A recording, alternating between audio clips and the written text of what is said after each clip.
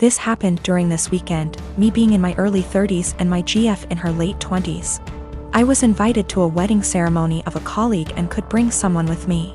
I asked my girlfriend that I've been dating for a year if she would like to join me, and she was really happy because she apparently loves weddings. Since we don't live together, I drove to pick her up so we'd have some time to spare before the ceremony.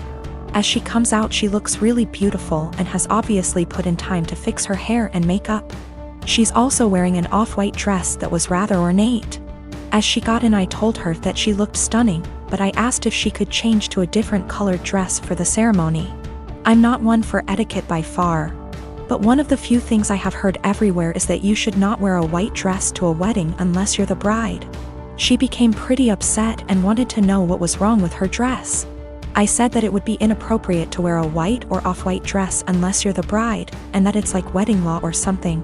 Trying to be light-hearted about it. She rolled her eyes and said that it was an outdated tradition about women and virginity, and that when her friends got married everyone wore white and that it's not a big thing anymore.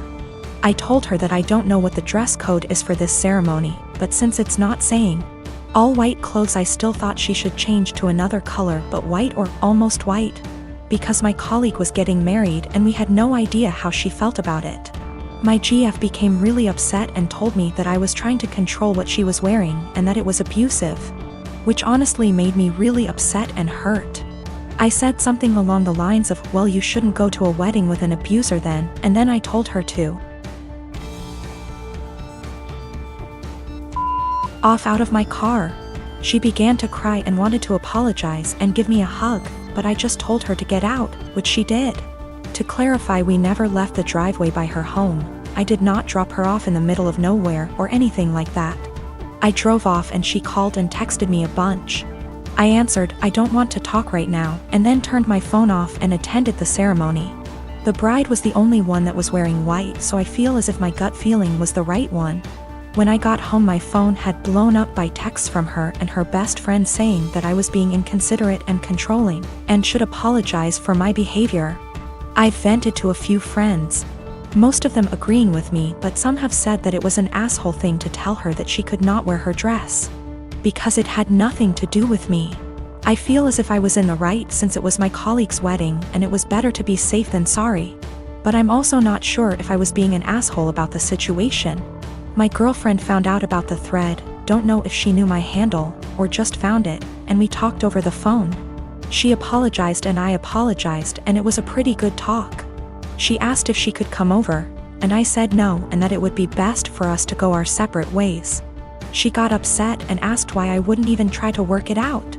I basically just said good. Bye. And then she said my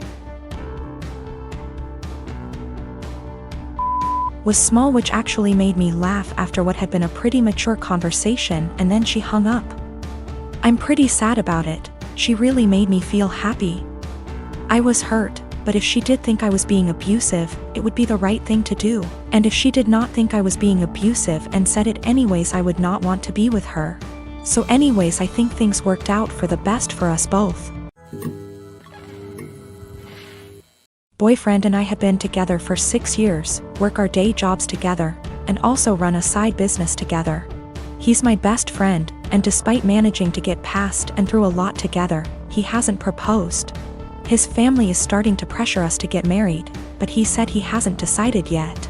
He has said that he wants to get married and have a ton of kids, so what he means is he hasn't decided if he wants to marry me. My ego is a little hurt. What else does he need to know that he hasn't already learned in almost 7 years? Is indecision the same thing as a decision in this case? We both started therapy separately very recently to work through some trauma and cope with anxiety. I don't know if I should wait to see if he'll come to kind of epiphany in therapy, or if I should leave and save the decision for him. I love him a lot, and for a long time I saw a future with him. But recently I'm starting to accept signs that he just doesn't love me as much as I love him. How do I know if he loves me or if he just doesn't want to be alone? We don't live together. We won't live together until we are married. He has stayed over for extended periods of time, so we're mostly familiar with each other's habits. We are from different cultures, but I still come from a traditional family, so we have a lot of the same values. I just consider myself to be more independent. I am very uncomfortable with the idea of an ultimatum. I don't like the idea of forcing someone to make a decision out of fear or because they're backed into a corner. My communication skills are something that I'm pretty proud of, to be honest, but it's something that he struggles with. And that's one thing he wants to work on in therapy. I'm working on not projecting my fears of insecurity onto our relationship, even when he isn't communicating properly. He picked me up and I told him that after the conversation with his family, I've been feeling really insecure in our relationship. And if he's unsure if he wants to marry me, I need to know what he's unsure about. I said if we want to have kids, I really can't wait forever. He says that he is sure he wants to marry me, and he might have had a plan to propose. But when I came over, his family completely blindsided him, and now it's awkward, like they've spoiled it. I told him maybe he needs to think about if what we have is what he wants. I just feel it shouldn't be this complicated. Maybe I'm just jaded and bitter at this point and nothing will make me happy. I do believe him. He wouldn't drag me along just for the fun of it. I love him, and our lives are so wrapped up, it's very hard to leave, even if I wanted to. I just wish I could read his mind. I wanted to talk to my therapist before I made any decisions. We both had appointments the following day, and in my session she asked me if I thought I was ready for marriage. I said of course. I've known I wanted to marry him since I asked him to move out with me. 2 years into the relationship and he turned me down. She responded by rephrasing the question. She said she isn't asking if I want to marry him, but rather, is the way I currently feel about myself. The way I handle my problems and my anxiety, and the way my boyfriend and I communicate. Is the way I feel in my relationship the way I want the rest of my life with this man to be? No way came out of my mouth way before I even processed it. Stressed was in my brain in big, bold, yellow letters. Right now I need to continue to work on my issues in therapy and learn what the best version of myself is like before. I'm ready to commit to whatever future version of our lives together looks like. I've only been going for 2 months so far, and I've already seen a huge improvement in my ability to handle stress and my self-worth. My brother lost his job along with all his savings several months ago, and soon after he asked me if it would be okay if he and his wife stayed with me until they could afford their own place again. I hesitated at first, considering I only have a 1-bedroom apartment, but according to them they had no other options, so of course I invited them over and bought a blow-up mattress for the living room. For the first month things were manageable, although admittedly cramped. Then my brother told me that sleeping on the mattress was giving him back pains. So he asked if he could buy a small double bed for the living room. The living room is by far the biggest room I have, so I told him that would be fine as long as there was still room for my couch, TV, bookshelves. The living room is also connected to my kitchen in an open plan style. So I reminded my brother to leave walking space around the bed.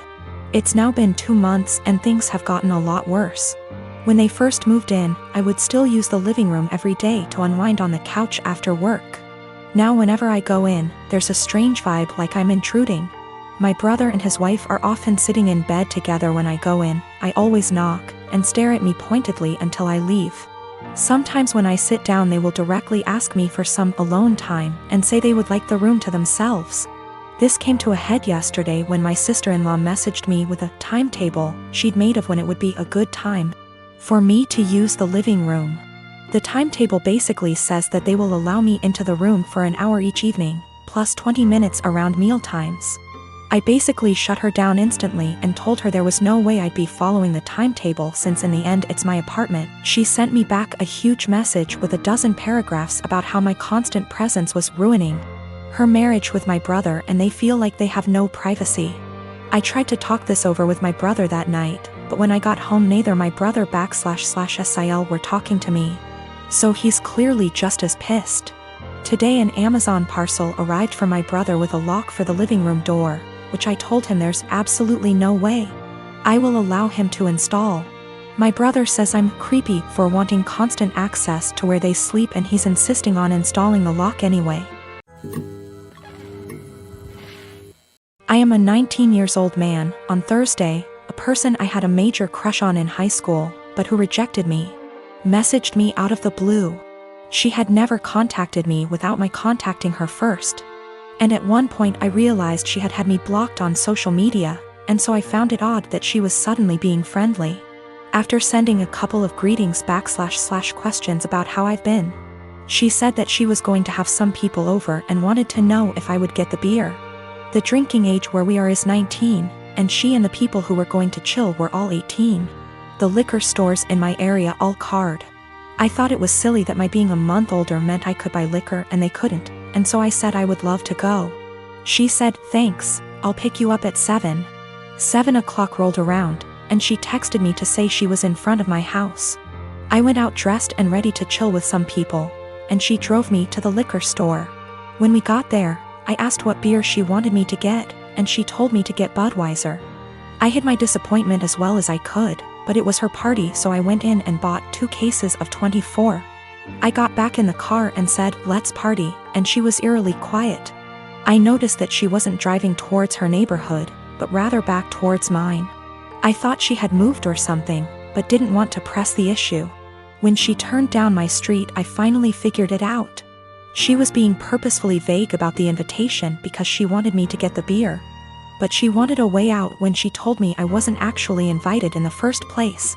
She stopped in front of my house, leaned over, kissed me on the cheek, and said, "Thanks," in her best voice.